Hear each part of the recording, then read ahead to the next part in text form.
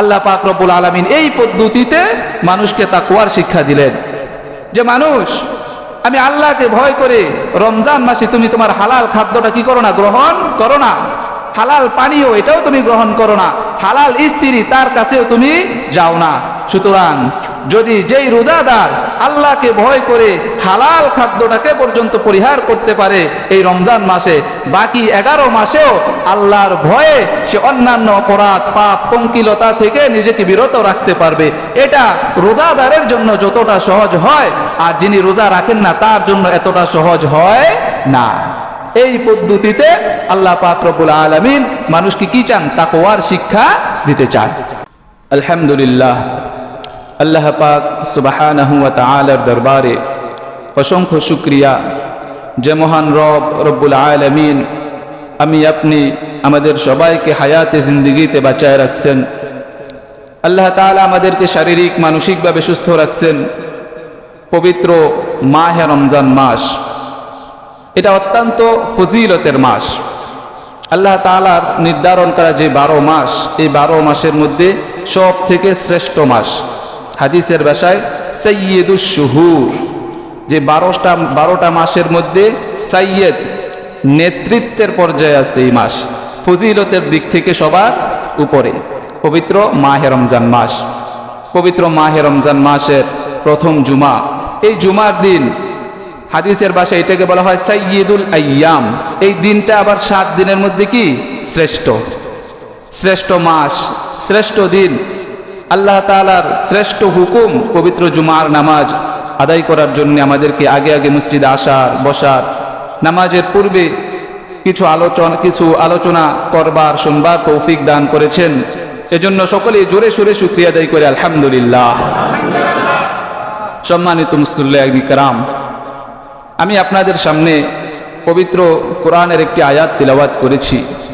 আয়াতে কারিমায় আল্লাহ পাক রব্বুল আলামিন বলেন, ইয়া আইয়ুহাল্লাযীনা আমানু, হে ঈমানদারেরা, কুতিবা আলাইকুমুস সিয়াম, তোমাদের উপর রমজানের রোজা, সিয়ামকে তোমাদের উপর ফরজ করা হয়েছে। সিয়ামকে তোমাদের উপর কি করা হয়েছে? ফরজ করা হয়েছে। দেখেন, সিয়াম এটা আরবি শব্দ, আমরা বলি রোজা, নাকি? ফার্সি থেকে বাংলায় প্রতিশব্দ রোজা একই, সিয়াম আর রোজা। সিয়াম অর্থ হচ্ছে বিরত থাকা। সিয়াম অর্থ কি? বিরত থাকা। পরিভাষায় মুফাসসিরিন ইকরাম লিখছেন, সিয়ামের পারিভাষিক অর্থ লিখছেন যে রোজার নিয়তে নির্দিষ্ট একটা সময়ে এই পেট এটাকে খাদ্য এবং পানীয় থেকে বিরত রাখা, এবং মানুষের লজ্জাস্থানকে নির্দিষ্ট একটা সময়ে কি লজ্জাস্থানটাকে তার আপন কাজ থেকে বিরত রাখা, এটার নাম কি? রোজা। এটাই সিয়াম। এটাই কি? সিয়াম। পেটকে বিরত রাখা, পেটের কাজ খাদ্য গ্রহণ করা, পানীয় গ্রহণ করা। এই পেটকে খানা দানা সব ধরনের পানাহার এগুলা থেকে কি রাখা? বিরত রাখা নির্দিষ্ট সময়, সুবহে সাদিক থেকে নিয়ে সুবহ একদম মাগরিব পর্যন্ত, সূর্যাস্ত পর্যন্ত, এই সময়ের মধ্যে। এবং লজ্জাস্থানকে কি রাখা? বিরত রাখা। এটার নাম কি? রোজা। এটার নামই কি? রোজা। দেখেন, সিয়ামের মূল ভিত্তি হইল এটা, নিয়ত, খানা পিনা থেকে পেটকে বিরত রাখা এবং লজ্জাস্থানকে কি বিরত রাখা। এটা সিয়ামের মূল ভিত্তি, এবং এর সাথে আনুষঙ্গিক আরো কিছু বিষয় আছে। মূল ভিত্তির সাথে আনুষঙ্গিক কি আছে? আরো কিছু বিষয় আছে যেগুলা এই সিয়ামটাকে পরিপূর্ণ করে, পরিপূর্ণ ফজিলত মণ্ডিত করতে কি করে? সাহায্য করে। যেমন আমরা যখন একটা বাড়ি করি, বাড়ির একটা কি থাকে? মূল ভিত্তি থাকে, ফাউন্ডেশন। ওইটার উপরে 8টা 10টা 12টা 16টা কলম হয়। এই কলমের উপরে বাড়িটা কি থাকে? বাড়ির যে কাঠামো এটা কি থাকে? দাঁড়িয়ে থাকে। এরপরে আবার এই বাড়ি এটার আনুষঙ্গিক সৌন্দর্য বৃদ্ধি করার জন্য আমরা এই বাড়ির মধ্যে একটা দরজা লাগাই, একটা জানলা লাগাই, নিচে মোজাইকের পাথর লাগাই। হ্যাঁ, এখন আবার ডিজিটাল পেন্টিং বেরোয়েছে, ডিজিটাল পেন্টিং দেয়ালের মধ্যে, ছাদের মধ্যে। এগুলা কি আনুষঙ্গিক বাড়ির সৌন্দর্য কি করছে? বৃদ্ধি করছে। কিন্তু মূল ভিত্তি কিসের উপরে? বাড়ির ফাউন্ডেশনের উপরে, এই যে কলমগুলোর উপরে। ঠিক রমজানের যে রোজা, এই রোজার মূল ফাউন্ডেশন কি? পেটকে খানা পিনা পানাহার থেকে বিরত রাখা, আর লজ্জাস্থান এটাকে কি করা? যৌন সঙ্গোগ থেকে বিরত রাখা। আরো আনুষঙ্গিক আছে, যেমন চোখ, জবান, কান, হাত, পা, এগুলা রমজানের রোজাকে পরিপূর্ণ করতে কি করে? সাহায্য করে। এজন্য ওলামা একরাম বলে, আমরা তো সকলেই বুঝি যে পেটের রোজা, লজ্জাস্থানের রোজা, এই দুইটা খুব ভালো বুঝি। চোখেরও রোজা আছে, হাতেরও কি আছে? রোজা আছে। এই কানেরও রোজা আছে, জবানেরও কি আছে? রোজা আছে। পেটের কাজ যদি হয় খাদ্য পানীয় গ্রহণ করা, তাহলে খাদ্য পানীয় এগুলার থেকে বিরত থাকা যদি পেটের রোজা হয়, তাহলে চোখের রোজা কি? চোখের কাজ হলো চোখ দিয়া দেখা, নিষিদ্ধ হারাম কোনো জিনিসের প্রতি দৃষ্টি না দেওয়া, হারাম জিনিসের থেকে দৃষ্টিকে বিরত রাখাই হলো চোখের রোজা। ঠিক তেমনি ভাবে জবানের কাজ হলো, জবান বলে, মানুষের মুখ কি করে? কথা বলে। জবানের রোজা হলো যে হারাম কোনো কথাবার্তা না বলা, এড়ায়া চলা, মানুষকে গালিগালাজ না করা, মানুষকে কথার মাধ্যমে কষ্ট না দেওয়া, সব ধরনের হারাম থেকে জবানকে বিরত রাখা কি? জবানের রোজা। ঠিক তেমনি ভাবে কান, কানের কাজ কি? শ্রবণ করা, হারাম কোনো শব্দ বাক্য আলাপ এই কান দিয়া না শোনা, কানকে সব ধরনের হারাম থেকে বাঁচায় রাখা কানের রোজা। হাতের কাজ ধরা, হারাম কোনো কিছু স্পর্শ না করা। পায়ের কাজ চলা, হারাম কোনো দিকে এই পায়ের কদম না ফেলা, এটা হলো কি? পায়ের রোজা। প্রত্যেকটা অঙ্গের কি আছে? রোজা আছে। এজন্য প্রত্যেকটা অঙ্গ এই অঙ্গকে যদি তার হারাম কাজ থেকে, নিষিদ্ধ কাজ থেকে যদি বিরত রাখা যায়, তাহলে রোজাটা কি হয়? পরিপূর্ণ হয়ে যায়। সম্মানিত মুসল্লিয়ার ইকরাম, বলতেছিলাম যে রমজানের রোজা, সিয়ামের যে প্রধান দুই অংশ, যে মানুষের পেটকে খানা পিনা থেকে কি রাখা? বিরত রাখা। দেখেন, মানুষ খানা খায়, আমরা খানা খাই। এই খানা আমরা যে খাই, ভাত খাই, ডাল তরকারি, গোস্ত, মাছ, মাংস যা খাই, এগুলাকে হালাল করছেন কে? এগুলাকে হালাল করছেন কে? আমরা যে দাঁত দিয়া চিবায়া খাই, এই দাঁত দান করছেন কে? খাবার খাওয়ার পরে আমার পেটের ভিতরে যায়, এই খাবারের একটা অংশ শরীরে শক্তির সঞ্চার হয়, বাকি অংশ ময়লা হয়ে বের হয়ে যায়। এই যে পেটের ভিতরে খাবার গেল, অটোমেটিক প্রসেসিং মেকানিক, এই কাজটা কার কুদরতে হইল? আল্লাহর কুদরত। খানা বানাইছেন আল্লাহ, মানুষকে খানার নির্দেশ দিছেন কে? আল্লাহ। কোরআনে আল্লাহ বলছেন না, ইয়া আইয়ুহাল্লাযীনা আমানু কুলু মিনাত তাইয়্যিবাত, যে সমস্ত খানা তোমাদের জন্য হালাল করেছি, তোমরা এগুলা কি করো? খাও। অন্য আয়াতে আল্লাহ বলছেন হানিআম ফাকুলুহু হানিআম মারিআ, তৃপ্তি সহকারে খাও, আনন্দ নিয়ে খাও। তো আল্লাহ তাআলা খানাও হালাল করছেন, খানার নির্দেশও দিয়েছেন, খানার জন্য মানুষকে সক্ষমতাও দান করছেন। এরপরে আরেকটা ভিত্তি হলো, প্রধান অংশ হলো যে যৌন সংযোগ থেকে নিজের লজ্জাস্থানকে হেফাজত করা। দেখেন, মানুষের জন্য স্ত্রীকে হালাল করছেন কে? আল্লাহ। কোরআনে আল্লাহ বলছেন না, ফানকিহু মা তাবা লাকুম মিনান নিসা, স্ত্রীদের মধ্যে থেকে যাদেরকে তোমার পছন্দ হয় তাদেরকে তুমি কি করো? বিবাহ করো। অন্য আয়াত আল্লাহ রাব্বুল আলামিন বলছেন, নিসাউকুম হারসুল লাকুম, তোমাদের স্ত্রীগণ তোমাদের কাছে ক্ষেত্র স্বরূপ। ফাতু হারসাকুম আন্না শিতুম, যেভাবে তোমাদের খুশি সেভাবে স্ত্রীদের সাথে কি হও? মিলিত হও। তাহলে স্ত্রী সঙ্গ এটাকেও হালাল করছেন কে? আল্লাহ। তো যে আল্লাহ খানা খাদ্যকে হালাল করলেন, স্ত্রীকে হালাল করলেন, সেই আল্লাহ নির্দিষ্ট একটা সময়ে এই খানা খাদ্য থেকে, স্ত্রীর সঙ্গ থেকে আল্লাহ তাআলা মানুষকে নিষেধ করলেন কেন? বিরত থাকতে বললেন কেন? এটা বড় প্রশ্নের বিষয়। খানা তো আল্লাহই হালাল করছেন, স্ত্রীকে তো আল্লাহই হালাল করছেন, তো সেই আল্লাহ কেন মানুষকে এই হালাল জিনিসগুলা থেকে বিরত থাকার কি দিলেন, নির্দেশ দিলেন দিনের বেলায়? এর পিছনে কি আছে? নিশ্চয়ই কোনো কারণ আছে। দেখেন, আমরা মানুষ, আমরা যখন কোনো কাজ করি উদ্দেশ্য ব্যতীত না, মানুষের একটা কাজও এমন নাই যে এটা সে উদ্দেশ্যহীন এমনি এমনি করতেছে, একটা কাজও আপনি পাবেন না। প্রত্যেকটা কাজের পিছনে মানুষের কোনো না কোনো উদ্দেশ্য আছে। তো আমি মানুষ, আপনি মানুষ, আমাদের জ্ঞান কতটুকু? সীমাবদ্ধ জ্ঞান।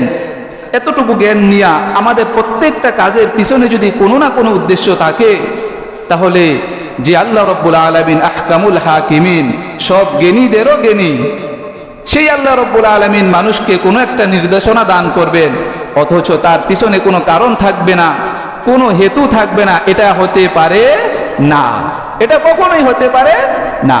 সম্মানিত হাজিরিন, তো আল্লাহ পাক রব্বুল আলামিন মানুষকে এই খানা পিনা, স্ত্রীর সাথে মেলামেশা থেকে কেন নিষেধ করলেন? আল্লাহ আয়াতের পরের অংশে এই বিষয়টা ক্লিয়ার করে দেন, লাআল্লাকুম তাত্তাকুন, যেন তোমরা তাকওয়া অর্জন করতে পারো, যেন তোমরা বেঁচে যাও, যেন তোমরা মুত্তাকি হতে পারো, তাকওয়ার জ্ঞান যেন তোমরা কি করতে পারো, অর্জন করতে পারো। দেখেন, বোঝা গেল আল্লাহ পাক রব্বুল আলামিন মানুষকে যে দুই নির্দেশনা দান করছেন, এর পিছনে কারণ হলো যে আল্লাহ পাক রব্বুল আলামিন মানুষকে কিছু শিখাইতে চান। এখানে আল্লাহ নিজে শিক্ষক, আর আমরা যারা বান্দা, আমরা, আমাদের পরিচয় হলো আমরা ছাত্র। আল্লাহ শিখাইতে চান, আমরা শিখতে চাই। আর মাধ্যম কি? মাধ্যম হলো রোজা, সিয়াম। করেন সুবহানাল্লাহ। তো আল্লাহ তাআলা আমাদের কি শিখাইতে চাইলেন? তাকওয়া। এই দুই নির্দেশনা, পেটকে খানা পিনার থেকে বিরত রাখা আর লজ্জাস্থানকে স্ত্রী সঙ্গোগ থেকে বিরত রাখা, এই দুই নির্দেশের মাধ্যমে আল্লাহ তাআলার উদ্দেশ্য কি? মানুষকে কিছু একটা, অর্থাৎ তাকওয়া শিক্ষা দেওয়া। এবার বলেন, দুনিয়া কোন শিক্ষা এমন আছে যেটা শিখতে গেলে পরে মানুষের কষ্ট হয় না? এমন কোন বিষয় আছে যেটা শিখতে গেলে মানুষের কোনো কষ্ট করতে হয় না? বিনা পরিশ্রমে, কোনো কষ্ট ক্লেশ ছাড়াই মানুষ শিখে ফেলতে পারে, কোনো এমন কর্ম নাই। সাধারণ একটা গাড়ির ড্রাইভার, সে যখন ড্রাইভিং শিখে, এর জন্য তাকে কষ্ট করতে হয়। হেল্পার থাকে, সে বলে ওস্তাদ, তার ওস্তাদের পাশে বসে অনেক সময় ওস্তাদের কাছ থেকে গালি খায়, ওস্তাদ গালিগালাজ করে, হাত দিয়া মারে, লাঠি দিয়া মারে, সেগুলা কি করে? মুখ বুঝে সহ্য করে নেয়। কারণ কি? আমাকে শিখতে হবে, আমাকে কি করতে হবে? শিখতে হবে। শিখার জন্য সে কষ্ট স্বীকার করে। দুনিয়ার কোনো শিক্ষা এমন নাই যেটা শিখতে গেলে পরে কি লাগে না? কষ্ট লাগে না। আর দ্বীন, ইসলাম, ইলম, এগুলা শিখতে গেলে তো আরো বেশি। সাধারণ জ্ঞান যেটা, এটার ক্ষেত্রেও দেখবেন আমাদের এদেশের বিভিন্ন মেডিকেল বিশ্ববিদ্যালয়, ইঞ্জিনিয়ারিং বিশ্ববিদ্যালয়, এগুলার ভর্তি পরীক্ষার ফলাফল যখন প্রকাশ হয়, তখন ওইখানে যারা 1 নম্বর হয়, যারা 2 নম্বর হয়, এদের সাক্ষাৎকার বিভিন্ন পেপার পত্রিকায় ছাপা হয় যে ছেলেটা ঢাকা মেডিকেল 1 নম্বর হয়েছে, ওই ছেলেটা কি পরিমাণ কষ্ট করছে, কত রাত তার নির্ঘুম কেটেছে, কতদিন তার অনাহার অর্ধাহারে কেটেছে, এই সাক্ষাৎকারগুলা ছাপায়। এটা তো দুনিয়ার সাধারণ শিক্ষার কথা বললাম। তো যারা ঈমান শিখবে, তাকওয়া যারা শিখবে, ইসলামী শরীয়তের ইলম যারা শিখবে, তাদের কষ্ট হবে না, তাদের কষ্ট আরো বেশি। যুগে যুগে বুজুর্গানে দ্বীন, সাহাবা একরাম রাদিয়াল্লাহু তাআলা আনহুম শরীয়তুল ইসলামের শিক্ষা গ্রহণ করতে গিয়া কি পরিমাণ কষ্টের শিকার তানা হইছেন। সাহাবী, আল্লাহর নবীর সাহাবী হযরত আবু হুরায়রা রাদিয়াল্লাহু তাআলা আনহু, ওনার একটা ঘটনা শোনাই। উনি আসহাবে সুফফার অধিকারী ছিলেন, অর্থাৎ মসজিদে নববীতে যে সমস্ত সাহাবীরা সব সময় থাকতেন, নবী পাক সাল্লাল্লাহু আলাইহি ওয়াসাল্লামের হাদিস তারা শিখতেন, মানুষকে শিখাইতেন, এদেরকে বলে আসহাবুস সুফফা। তো আবু হুরায়রা রাদিয়াল্লাহু তাআলা আনহু, উনি প্রায় সময় বেহুশ, অচেতন হয়ে মসজিদে নববীতে পড়ে থাকতেন। তো মানুষ মনে করত যে আবু হুরায়রা রাদিয়াল্লাহু তাআলা আনহু, ওনার ব্যারামের রোগ আছে, এটা মনে করে তারা জোতা এনে তার নাকের মধ্যে ধরতো। তৎকালীন চিকিৎসা ব্যবস্থা এটা ছিল, যারা ব্যারামের রোগী, যদি ব্যারাম হয়, পড়ে গেছে, অজ্ঞান হয়ে গেছে, অচেতন হয়ে গেছে, তো জুতা আইনা তাদের নাকের সামনে ধরলে জুতার গন্ধ শুকলে পরে এটা কি হয়ে যায়, ভালো হয়ে যায়। তো আবু হুরায়রা রাদিয়াল্লাহু তাআলা আনহু উনি বেহুশ হয়ে মসজিদে নববীতে পড়ে থাকতেন। তো অন্যান্য সাহাবীরা জুতা আইনা ওনার নাকে ধরত। যখন আবু হুরায়রা রাদিয়াল্লাহু তাআলা আনহুর সুদিন ফিরছে, তখন তিনি বলছে যে দেখো, আমি মসজিদে নববীতে অচেতন হয়ে বেহুশ হয়ে পড়ে থাকতাম, মানুষ আমাকে ব্যারামের রোগী মনে করে আমার নাকের কাছে আইনা জুতা ধরত। আমি ব্যারামের রোগী ছিলাম না, আমি ক্ষুধার যন্ত্রণা সহ্য করতে না পেরে অচেতন হয়ে মসজিদে নববীতে পড়ে থাকতাম। এই পরিমাণ কষ্ট তারা অর্জন স্বীকার করছেন কেন? এই দিন, ইমান, আমল শিখার জন্য। উনি বলছেন কি, যে আমি যদি অন্যান্য মানুষ অনেকেই, নবীজি যখন মসজিদের নববী থেকে বের হয়ে যেত তখন অনেকেই কি বাইরে যেত, কাজকর্ম করত, খানা দানার ব্যবস্থা তারা করত, কিন্তু আমি আবু হুরায়রা কোনো সময় বাইরে যাই নাই। কেন? আমি যদি বাইরে চলে যাই, আল্লাহর নবী যদি মসজিদে নববীতে আসে আর কোন হাদিস যদি বলে, আর সেই হাদিস যদি আমার থেকে ছুটে যায়, এজন্য এই যে অন্বেষা, এই যে তলব, এই তলবের তাড়না আমাকে কি করতে দেয় নাই, মসজিদ থেকে বের হতে দেয় নাই। যেহেতু আমি মসজিদ থেকে বের হতে পারি নাই, আমার খানা দানার ব্যবস্থাও হয় নাই, এজন্য আমি ক্ষুধার যন্ত্রণায় কি করতাম, পড়ে থাকতাম। আর মানুষ মনে করত যে আমার ব্যারামের রোগ আছে, তারাই না জোতা আমার নাকে ধরত। বুজুর্গানে দিন এই পরিমাণ কষ্ট অর্জন করছেন শিক্ষা অর্জন করার জন্য। সম্মানিত হাজিরিন, বলতেছিলাম যে মানুষ কোনো কিছু শিখতে গেলে তাকে কি করতে হয়, কষ্ট স্বীকার করতে হয়। তা আল্লাহ রাব্বুল আলামিন যেই বিধান দিছেন যে পেটকে খানা পিনা থেকে কি রাখা, বিরত রাখা, হালাল স্ত্রীর কাছেও যেতে পারবে না, নিষেধাজ্ঞা, এটাও কিন্তু কষ্টের। এটা কষ্টের না? সারাদিন সব ধরনের খানা পিনা বন্ধ, এক ফোঁটা পানিও কি রোজাদার খেতে পারে না, এটা অবশ্যই কি কষ্টের। যদিও যার কলবে, যার কলিজায় আল্লাহর মহাব্বত আছে, তার কাছে এটা কষ্ট মনে হয় না, সেটা ভিন্ন আলাপ, সেটা কি ভিন্ন আলাপ।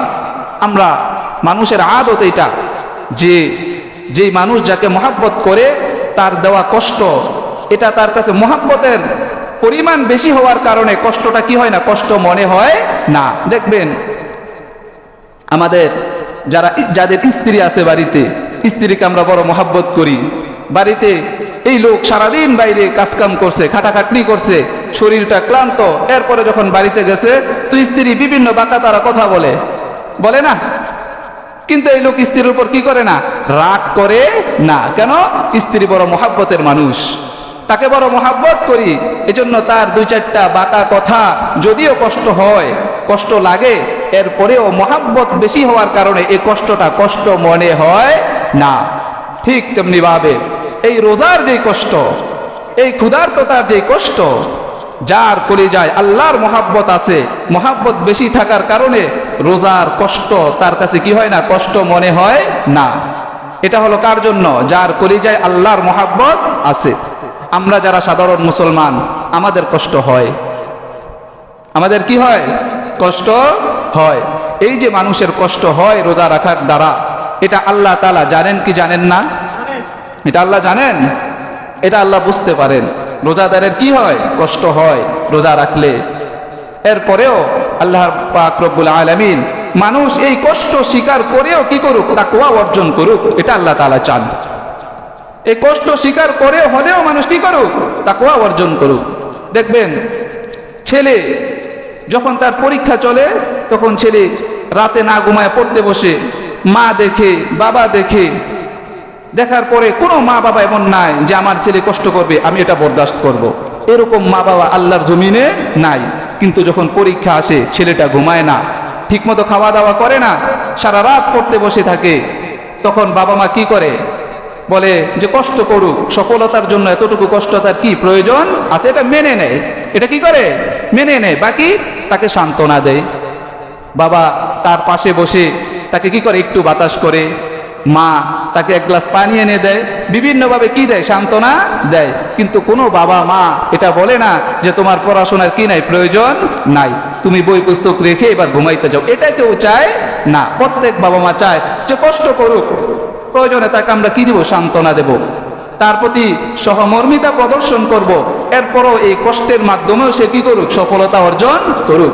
ঠিক আল্লাহ পাক রব্বুল আলামিনও আরশ মহল্লায় বসে এটা দেখতে থাকে যে বান্দার কষ্ট হয়, রোজা রাখতে বান্দার কষ্ট হয়, এরপরে আল্লাহ তাআলা এটা বলে যে বান্দা কষ্ট হলেও তুমি কি করো, তাকওয়া অর্জন করো। আল্লাহ পাক রব্বুল আলামিন বান্দাকে সান্ত্বনা দেন যেন তার কষ্ট কি হয়ে যায়, লাঘব হয়ে যায়। রোজাদারকে আল্লাহ পাক রব্বুল আলামিন বিভিন্ন ভাবে কি দেন, সান্ত্বনা দেন। মুফাসসিরিন ইকরাম বলেন যে আল্লাহ তাআলা রোজাদারকে কিভাবে সান্ত্বনা দেন, বিভিন্ন পদ্ধতিতে। এর মধ্যে একটা পদ্ধতি হলো যে আল্লাহ পাক রব্বুল আলামিন রোজাদারকে তার সম্বোধনের মাধ্যমে সান্ত্বনা প্রদান করেন। কিভাবে সম্বোধনের মাধ্যমে সান্ত্বনা প্রদান করেন? যে আয়াত আমরা তিলাওয়াত করেছি, এই আয়াতের শুরুতে রোজাদারকে উদ্দেশ্য করে আল্লাহ পাক রব্বুল আলামিন বলেন, ইয়া আইয়ুহাল্লাযীনা আমানু, হে ঈমানদারেরা। এই যে আল্লাহ তাআলা একটা ডাক, এই ডাকের মাধ্যমে, এই আহ্বানের মাধ্যমে আল্লাহ তাআলা রোজাদারকে কি করছেন, সান্ত্বনা প্রদান করছেন। কিভাবে? মুফাসসিরিন ইকরাম বলেন যে এই যে একটা ডাক আল্লাহ তাআলার, ইয়া আইয়ুহাল্লাযীনা আমানু, এই ডাকের মাধ্যমে আল্লাহ তাআলা বান্দার প্রতি তার পূর্ণ ভালোবাসা, মহাব্বত উজাড় করে দিয়েছেন। মানুষকে, একমাত্র মুসলমানকে আল্লাহ তাআলা যে আদরের ডাক, মহাব্বতের ডাক দিছেন, ইয়া আইয়ুহাল্লাযীনা আমানু বলে, মুসলমান ছাড়া অন্য কোন নবীর উম্মত, অন্য কোন জাতি গোষ্ঠী কাউকে আল্লাহ তাআলা এত মহাব্বত, এত ভালোবাসা নিয়ে ডাক দেন নাই।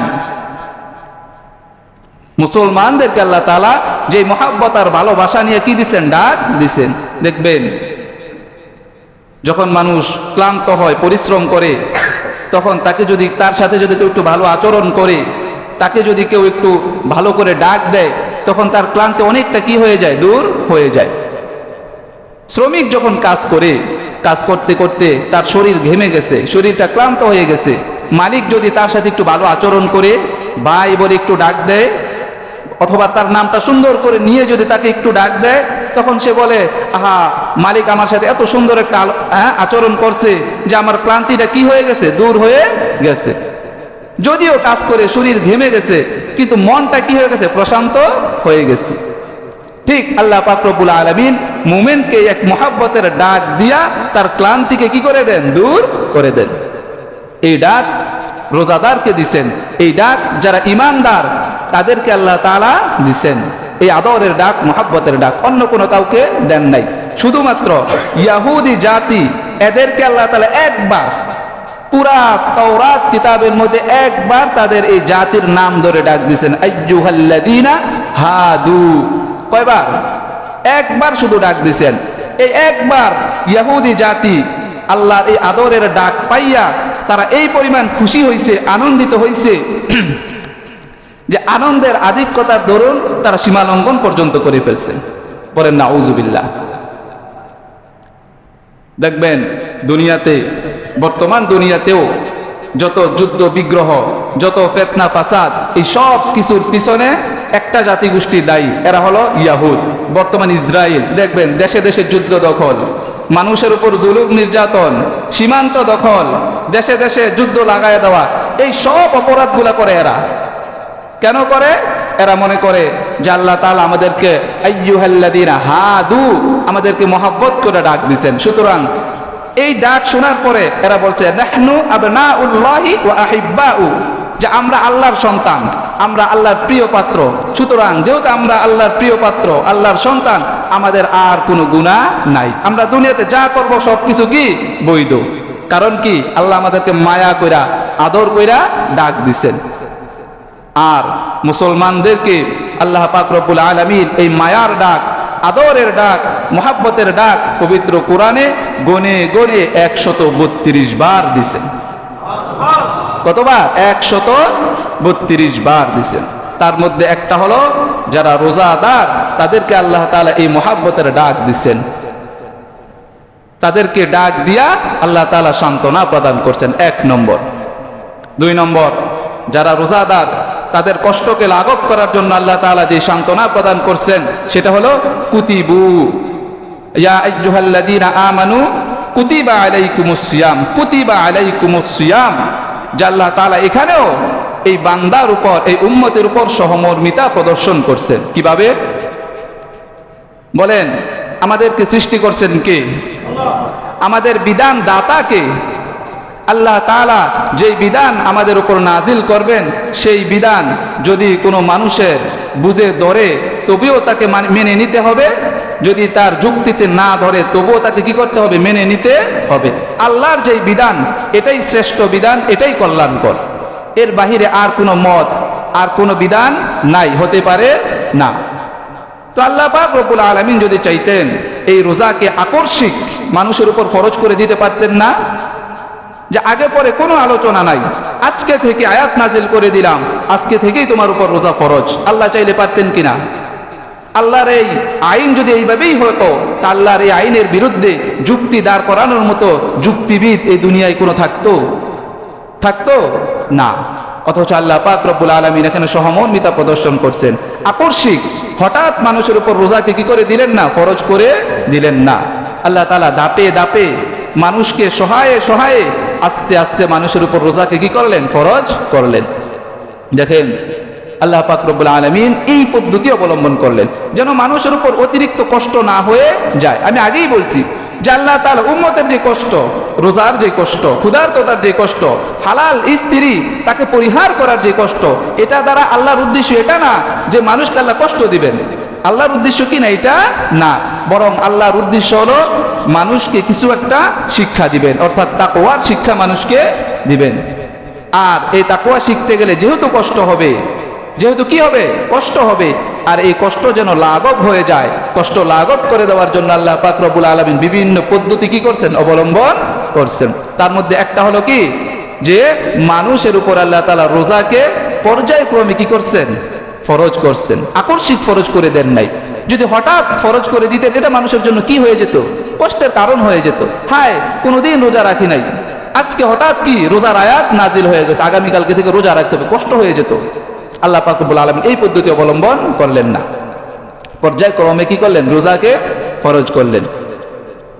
হিজরতের পূর্বে যখন মুহাম্মদ আরবি সাল্লাল্লাহু আলাইহি ওয়াসাল্লাম মক্কাতুল মুকাররমায় ছিলেন, তখন নবী পাক সাল্লাল্লাহু আলাইহি ওয়াসাল্লাম রোজা রাখতেন, নিজে রোজা রাখতেন প্রত্যেক মাসে 3টা। হযরত আব্দুল্লাহ ইবনে মাসউদ রাদিয়াল্লাহু তাআলা আনহু থেকে বর্ণিত, কানান নবিয়্যু সাল্লাল্লাহু আলাইহি ওয়াসাল্লাম ইয়াসুমু সালাসাতা আইয়ামিন ফি কুল্লি শাহর, যে প্রত্যেক মাসে আল্লাহর নবী সাল্লাল্লাহু আলাইহি ওয়াসাল্লাম কয়টা রোজা রাখতেন? 3টা। কয়টা?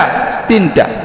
তো সাহাবীরাও যখন দেখতেন তো তারাও কি করতেন? যার মনে চাইতো সে কি করতো? রোজা রাখতো। কাউকে কি করেন নাই? রোজার আদেশ করেন নাই। এলো প্রাথমিক পর্যায়। এরপরে যখন হিজরতের পরে নবী পাক সাল্লাল্লাহু আলাইহি ওয়াসাল্লাম মদিনায় গেলেন, হ্যাঁ, আব্দুল্লাহ ইবনে আব্বাস রাদিয়াল্লাহু তাআলা আনহু থেকে বর্ণিত হাদিস, ইজা কাদামান নবী সাল্লাল্লাহু আলাইহি ওয়াসাল্লাম ইলাল মাদিনাতা, যখন মুহাম্মদ আরবি সাল্লাল্লাহু আলাইহি ওয়াসাল্লাম হিজরত করে মদিনায় গেলেন, ফারু আল ইয়াহুদা ইয়াসুমু ইয়াউমা আশুরা, ইহুদি জাতি তাদেরকে দেখলেন যে তারা কি রাখে? একটা রোজা রাখে।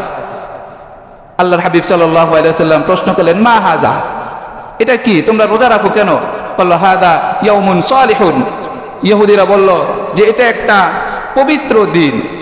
এটা একটা কি? পবিত্র দিন।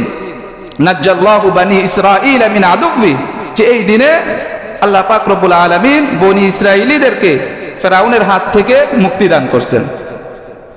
ফায়াসুমু মূসা আলাইহিস সালাতু ওয়াস সালাম, এজন্য হযরত মূসা আলাইহিস সালাতু ওয়াস সালাম এই দিনে কি করছেন? রোজা রাখছেন। এজন্য আমরাও কি রাখি? এই দিনে রোজা রাখি। এরপরে মুহাম্মদ আরবি সাল্লাল্লাহু আলাইহি ওয়াসাল্লাম তিনি বললেন, নাহনু আহাক্কু বিমূসা বিকুম, যে মূসা আলাইহিস সালামের মুহাব্বত তোমাদের থেকে আমার অন্তরে বেশি, আমি বেশি হকদার। নবী পাক সাল্লাল্লাহু আলাইহি ওয়াসাল্লাম তখন থেকে একটা রোজা রাখলেন। ফাসামা ওয়া আমারুহু, এই প্রথম মুসলমানদেরকে রোজার নির্দেশ প্রদান করলেন। এর আগে কি করেন নাই? নির্দেশ প্রদান করেন নাই। নবীজি রোজা রাখছেন, নবীজিকে দেখার পরে যার মনে চাইছে তিনি রোজা রাখছেন, যার মনে চায় নাই তিনি কি করেন নাই? রোজা রাখেন নাই। কাউকে কি করেন নাই? নির্দেশ প্রদান করেন নাই। হিজরতের পরে প্রথম কি করলেন? নির্দেশ প্রদান করলেন। কয়টা রোজা? একটা। এরপরে আল্লাহ পাক রব্বুল আলামিন পবিত্র কোরআনে আয়াত নাজিল করলেন, ইয়া আইয়ুহাল্লাযীনা আমানু কুতিবা আলাইকুমুস সিয়াম, হে ইমানদারেরা, হে যারা মুমিন, তোমাদের উপর রমজানের রোজা কি করা হলো? ফরজ করা। এই তৃতীয় ধাপে গিয়া 1 মাস রোজাকে আল্লাহ তাআলা কি করলেন? ফরজ করলেন। এই রোজাকে ফরজ করার পরেও আল্লাহ তাআলা সবার উপর এটা বাধ্য রোজা রাখতেই হবে এরকম না, এখানেও কিছু কি দিলেন, ছাড় দিলেন। এখানেও কি দিলেন, কিছু ছাড় দিলেন। আইয়ামান মা'দুদাত ফামান কানা মিনকুম মারিদান আও আলা সাফারিন ফাইদ্দাতুম মিন আইয়ামিন উখর। এরপর আল্লাহ বললেন ওয়া আলাল্লাযীনা ইউতীকুনাহু ফিদিয়াতুন তুআমু মিসকিন। এক মাস রোজা ফরজ ঠিক আছে, কিন্তু যাদের কষ্ট হয়, আলাল্লাযীনা ইউতীকুনা, মুফাসসিরিন ইকরাম বলছেন এখানে ইউতীকুন দ্বারা উদ্দেশ্য এটা না যে বিভিন্ন রোগ শোক দুর্বলতার কারণে কষ্ট হয় না, রোজা রাখার সামর্থ্য আছে এরপরেও কি হয়, তার কষ্ট লাগে। রোজা রাখার কি আছে, শারীরিক সক্ষমতা আছে এরপরেও কষ্ট হয়। আল্লাহ বললেন ফাফিদিয়াতুম মিন তুআমু মিসকিন, যে গরিবদেরকে তুমি কি করো, খানা খাওয়াও। এই তৃতীয় ধাপে এক মাস রোজা ফরজ, কিন্তু না রাখার কি আছে, অনুমতি আছে। যাদের অর্থ সম্পদ আছে রোজার পরিবর্তে চাইলে তুমি কি করতে পারো, কিছু টাকা পয়সা দান সদকাও করতে পারো, আবার চাইলে রোজাও রাখতে পারো। তবে আল্লাহ বলে দিলেন যে রোজা রাখাটাই তোমার জন্য কি কল্যাণকর। এটা হলো তৃতীয় ধাপ। চতুর্থ ধাপে গিয়ে আল্লাহ পাক রব্বুল আলামিন পূর্বের সব নির্দেশনাকে বাতিল করে দিয়ে রোজাকে সবার উপর কি করে দিলেন, ফরজ করে দিলেন। ফামান শাহিদা মিনকুমুশ শাহরা ফালিয়াসুম। এখন আর আগের বিধান চলবে না। ফামান শাহিদা মিনকুমুশ শাহরা, যে রমজান মাস পাবে তার উপর কি রমজানের রোজা ফরজ। তাহলে প্রথম ধাপে কি পাইলাম, যে কাউকে নির্দেশ প্রদান করেন নাই, নবীজি নিজে নিজে রোজা রাখছেন, মানুষ চাইলে রোজা রাখছেন, কেউ চাইলে রোজা রাখেন নাই। এরপরে দ্বিতীয় ধাপ, সেখানে একটা রোজার নির্দেশ দিলেন, কয়টা, একটা। এরপরে তৃতীয় ধাপ, রোজা 30টা ফরজ, তবে কেউ চাইলে রোজার পরিবর্তে ফিদিয়াও দিতে পারবে। সর্বশেষ চতুর্থ ধাপে গিয়ে আল্লাহ পাক রব্বুল আলামিন বললেন যে না, এখন যদি তোমার ক্ষমতা থাকে, শারীরিক সক্ষমতা থাকে, এখন আর তুমি ফিদিয়া দিয়ে কি পাবে না, পার পাবে না। এখন তোমাকে 30টা রোজা পরিপূর্ণ রাখতেই হবে। আমার বলার উদ্দেশ্য হলো যে আল্লাহ পাক রব্বুল আলামিন মানুষের উপর সহমর্মিতা প্রদর্শন করছেন, আকস্মিক বিধানকে চাপায়া দিয়া মানুষকে কি দেন নাই, কষ্ট দেন নাই, মানুষের উপর সহমর্মিতা প্রদর্শন করছেন। আরেকভাবে আল্লাহ তাআলা মানুষের উপর সহমর্মিতা প্রদর্শন করছেন যেন মানুষের কষ্ট লাঘব হয়ে যায়। সেটা হলো কামা কুতিবা আলাল্লাযীনা মিন ক্বাবলিকুম, যে তোমাদের পূর্বে যে সমস্ত উম্মত ছিল তাদের উপর আমি কি করছি, রমজানের রোজাকে ফরজ করছি। দেখেন, মানুষ যখন কোনো কাজ করে, কষ্টের কাজ, তখন যদি সেই কাজটা নিজে করে, যে একটা মানুষ কাজ করতেছে, কিরে আমি একা কাজ করি, আমার আশপাশে আর কোনো মানুষ কি করে না, এই কাজ, কষ্টের কাজ করে না, সবাই ঘুরে ফিরে বসে থাকে, আড্ডা দেয়, আমি একা কাজ করতেছি, তখন তার কষ্টটা কি লাগে, বেশি লাগে। কষ্টটা বেশি হয় না? শারীরিক কষ্টের সাথে যোগ হয় মানসিক কষ্ট। একে তো শরীরে কি করতেছি, পরিশ্রম করতেছি, আরেকটা হচ্ছে মানসিক কষ্ট, আমি একা কাজ করি, আর কোনো মানুষ কি করে না, কাজ করে না, এটা মানসিক কষ্ট। রোজাদারদের এই মানসিক কষ্ট দূর করার জন্য আল্লাহ পাক রব্বুল আলামিন বললেন, সান্ত্বনা দিলেন যে না, এই রোজা তুমি তোমাদের একার উপর কি না, ফরজ না, তোমাদের পূর্বের যে সমস্ত উম্মত ছিল তাদের উপরেও কি আমি রোজাকে ফরজ করেছি। এটা বলে আল্লাহ তাআলা রোজাদারকে কি দিলেন, সান্ত্বনা প্রদান করলেন। তাহলে বোঝা গেল যে আল্লাহ পাক রব্বুল আলামিন মানুষকে যে রোজার বিধান দিয়েছেন, এই রোজার বিধান দেওয়ার দ্বারা মানুষকে কষ্ট দেওয়া কখনোই আল্লাহ তাআলার উদ্দেশ্য না। মানুষকে কষ্ট দেওয়া কি না, উদ্দেশ্য না, বরং উদ্দেশ্য হলো আল্লাহ পাক রব্বুল আলামিন মানুষকে তাকওয়া শিখাবেন। কি শিখাবেন? তাকওয়া শিখাবেন। আর কোনো কিছু শিখতে গেলে যেহেতু কষ্ট স্বীকার করতেই হয়, এজন্য এই রোজা রাখলেও আমাদের কি করতে হয়, কিছু কষ্ট স্বীকার করতে হয়। সম্মানিত হাজিরিন, যে আল্লাহ পাক তাকওয়া শিখানোর জন্য এই কষ্ট স্বীকার করাকে আল্লাহও সহ্য করে নিলেন, বান্দাও সহ্য করে নিবেন। তাকওয়া কি জিনিস দেখেন, আল্লাহ পাক রব্বুল আলামিন পবিত্র কোরআনে এই তাকওয়ার ব্যাপারে অনেক অসংখ্য আয়াত নাজিল করছেন। মুসলমানদের আমল, ইবাদত, সুখ, সফলতা সব কিছুর একমাত্র চাবিকাঠি হলো কি, এই তাকওয়া। যদি কারো ভিতরে তাকওয়া না থাকে, যত বড় ইবাদত গুজার হোক, এই ইবাদত তার জন্য কল্যাণকর হবে না। তাকওয়াবিহীন ইবাদত, এটার মধ্যে রিয়া আসবে। এটার মধ্যে কি আসবে? রিয়া আসবে। আর যদি তাকওয়া থাকে সেই ইবাদতের মধ্যে খুলুসিয়াত আসবে। এজন্য আল্লাহ পাক রব্বুল আলামিন, এমনকি আল্লাহ পাক রব্বুল আলামিন এই যারা তাকওয়ার পথ অবলম্বন করে তাদেরকে দুনিয়া এবং আখিরাত উভয় জাহানের সফলতার ঘোষণা করছেন আল্লাহ। আল্লাহ পাক রব্বুল আলামিন বলেন, ওয়া মান ইয়াত্তাকিল্লাহা ইউকাফির আনহু সাইয়্যাতিহি ওয়া ইউযিম লাহু আজরা। ওয়া মান ইয়াত্তাকিল্লাহ, যারা তাকওয়ার পথ অবলম্বন করে, ইউকাফির আনহু সাইয়্যাতিহি, আল্লাহ পাক রব্বুল আলামিন বলেন যে আল্লাহ এই তাকওয়া যারা অবলম্বন করে তাদের গুনাহসমূহকে আল্লাহ তাআলা মাফ করে দেন। ওয়া ইউযিম লাহু আজরা, কাল কিয়ামতের ময়দানে আল্লাহ তাআলা তাদেরকে বিশাল মহান পুরস্কারে পুরস্কৃত করবেন। এটা হলো কি? আখিরাতে। এটা কি? আখিরাতে। দুনিয়াতেও আল্লাহ তাআলা মানুষের বিপদ আপদ, বালা মুসিবত, রিজিকের অনটন, এই যে তাকওয়ার পথ যারা অবলম্বন করে তাদের এই সমস্ত বিপদ আপদ, বালা মুসিবত, রিজিকের অনটন দূর করে দিবেন। ঘোষণা কার? আল্লাহ পাক রব্বুল আলামিন বলেন, ওয়া মান ইয়াত্তাকিল্লাহা ইয়াজআল লাহু মাখরাজা। মান ইয়াত্তাকিল্লাহ, যারা তাকওয়ার পথ অবলম্বন করে, ইয়াজআল লাহু মাখরাজা, আল্লাহ তাআলা তাদেরকে বিপদ থেকে উদ্ধার হওয়ার জন্য কোনো না কোনো রাস্তা অবলম্বন, কোনো না কোনো রাস্তা বের করে দিবেন।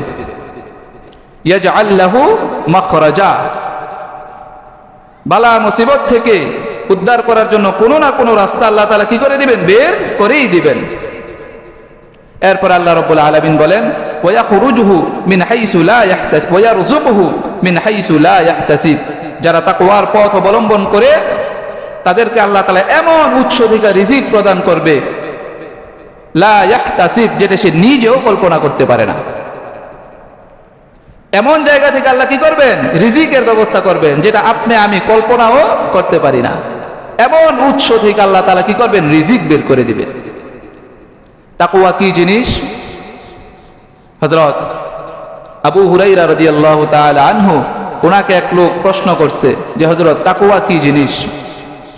আবু হুরায়রা রাদিয়াল্লাহু তাআলা আনহু পাল্টা ওই লোককে প্রশ্ন করছেন, হাল সালাকা আলাত তরিকি ফিহি শাওকুন, তুমি কি এমন কোন রাস্তা দিয়া চলেছো, হেঁটেছো, ফিহি শাওকুন, যে রাস্তার মধ্যে কাটা বিছানো আছে, কন্টাকা কীর্ণ, ভাঙাচোরা, কাটায় ভরা রাস্তা? ওই সাহাবী বললেন, নাআম, হ্যাঁ, আমি এমন রাস্তা কি করেছি? অতিক্রম করেছি। এরপরে তিনি বললেন, আবু হুরায়রা রাদিয়াল্লাহু তাআলা আনহু, হাল সানাআতা, এই রাস্তা তুমি কিভাবে অতিক্রম করেছো?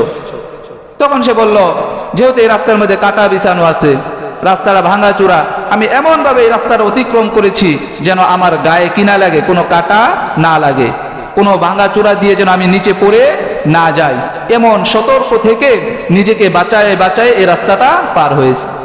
আবু হুরায়রা রাদিয়াল্লাহু তাআলা আনহু বলেন, এটাই তাকওয়া। এটাই কি? তাকওয়া। এই যে তোমার দুনিয়া, এই দুনিয়ার যে পথ, তোমার জন্ম থেকে নিয়ে মৃত্যু পর্যন্ত যেই পথ, দুনিয়ার যে রাস্তা, এই রাস্তার জায়গায় জায়গায় গুনাহের ময়লা, গুনাহের কাটা, গুনাহের খানাখন্দক লেগে আছে। এই রাস্তা দিয়ে তোমাকে এমন ভাবে যেতে হবে যেন গুনাহের কোনো কাটা তোমার গায়ে না লাগে। ঠিক সেভাবে সতর্ক থেকে নিজেকে বাঁচায় বাঁচায় এই দুনিয়ার পথটাকে কি করতে হবে? পারি দিতে হবে। এটার নামই কি? তাকওয়া। এটার নামই কি? তাকওয়া। এই তাকওয়া শিক্ষা দেওয়ার জন্য মানুষকে আল্লাহ পাক রব্বুল আলামিন রোজা মানুষের উপর কি করছেন? ফরজ করছেন।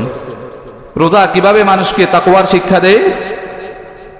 দেখেন, দুনিয়াতে যত অন্যায় অপরাধ আল্লাহর নাফরমানি ঘটে, এর পিছনে মূলত দুইটা জিনিস দায়ী।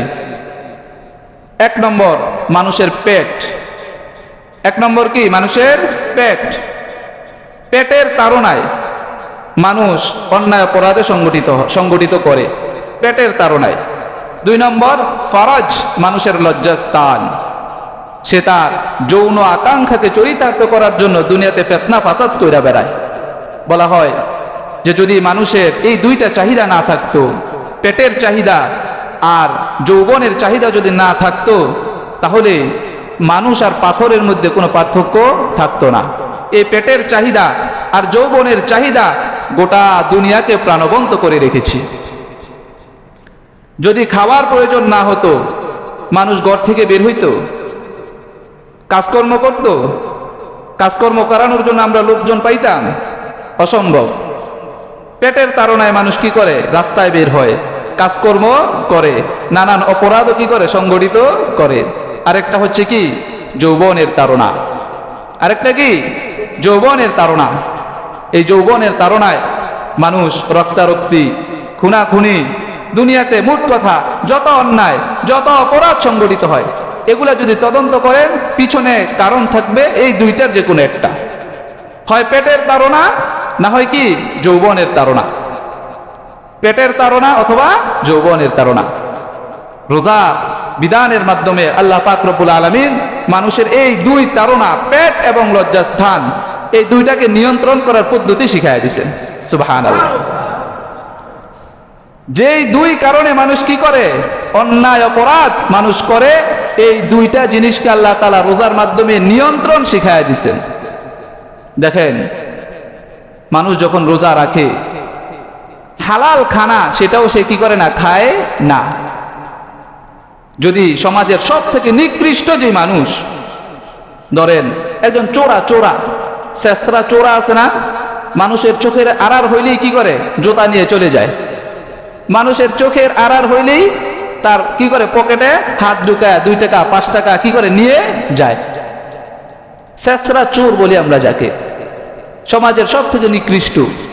এরাও যদি রোজা রাখে, রোজা রাখার পরে যদি তার সামনে সুযোগ তৈরি হয়, এখন এই ঘরের ভিতরে আমি ছাড়া আর এই টেবিলের উপরে পানির বোতল ছাড়া আর কেউ নাই, এই শেষরা চোরা যদি রোজা রাখে, এই পানি খাবে? খাবে? কেন? এখানে তার পরিপূর্ণ তাকওয়ার বহিঃপ্রকাশ ঘটছে। এই লোক মানুষের চোখের অন্তরালে গেলেই কি করে? জুতা নিয়ে দৌড় দেয়।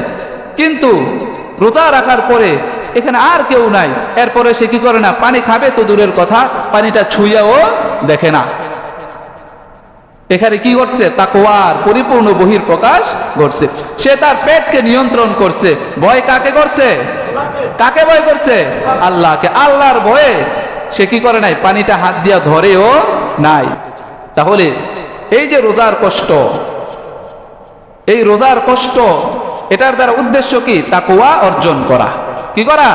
তাকওয়া অর্জন করা। এই রমজান মাসে আমি যেমন আল্লাহর ভয়ে হালাল খাদ্যটা কি করি না? গ্রহণ করি না, ঠিক এই রমজান পার হয়ে যাওয়ার পরেও আমার ভিতরে যেন আল্লাহর ভয়, এই তাকওয়াটা অবশিষ্ট থেকে যায়।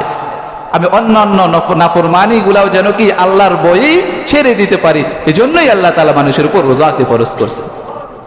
কিন্তু আমাদের অবস্থা, আমরা রোজা রাখি, ক্ষুধার্তও থাকি, স্ত্রীর সঙ্গ এটাও পরিত্যাগ করি, কিন্তু রোজার যে কাঙ্ক্ষিত ফায়দা তাকওয়া, এই তাকওয়ার ধার কাছ দিয়েও আমরা যেতে পারি না। আমার পেটে রোজা আছে, কিন্তু আমার মুখ অনবরত হারাম কাজে ব্যবহার হইতেছে। আমার পেটে রোজা আছে, আমার সম্পদ অর্জনের যে মাধ্যম, দেদার যে হারাম পথে কি করতেছি? সম্পদ অর্জন করতেছি। রোজার যে কাঙ্ক্ষিত ফায়দা, এটা কি হইতেছে না? হাসিল হইতেছে না। এজন্য সম্মানিত হাজিরিন, শুরুতেই বলছি যে পেটের যেমন রোজা আছে, যৌনাঙ্গের যেরকম রোজা আছে, ঠিক তেমনি ভাবে প্রত্যেকটা বাকি প্রত্যেকটা অঙ্গ প্রত্যঙ্গেরও কি আছে? রোজা আছে। যে পেটের সাথে সাথে তার চোখকেও হারাম নিষিদ্ধ জিনিস থেকে বিরত রাখতে পারবে, তার হাতকেও হারাম জিনিস থেকে বিরত রাখতে পারবে, তার কান, তার হাত, পা, কান, এই সমস্ত অঙ্গগুলাকেও যে হারাম কাজ নিষিদ্ধ কাজ থেকে বিরত রাখতে পারবে, সে পরিপূর্ণ তাকওয়ার শিক্ষায় শিক্ষিত হতে পারবে। এজন্য সম্মানিত হাজিরিন, আমাদেরকে রোজার যে শিক্ষা, তাকওয়ার শিক্ষা, এই রোজার মাধ্যমে তাকওয়ার শিক্ষা লাভ করতে হবে। অন্যথায় এই অভুক্ত থাকা, এই ক্ষুধার্ততা, এই স্ত্রীকে পরিহার করা, এর দ্বারা কি হবে না? কোনো ফায়দা হবে না। আল্লাহ পাক রব্বুল আলামিন আমাদেরকে এই রোজার কষ্ট, এই ক্লেশ, এগুলার দ্বারা পরিপূর্ণ তাকওয়ার শিক্ষা অর্জন করার তৌফিক দান করেন। সকলেই পড়ি আমিন।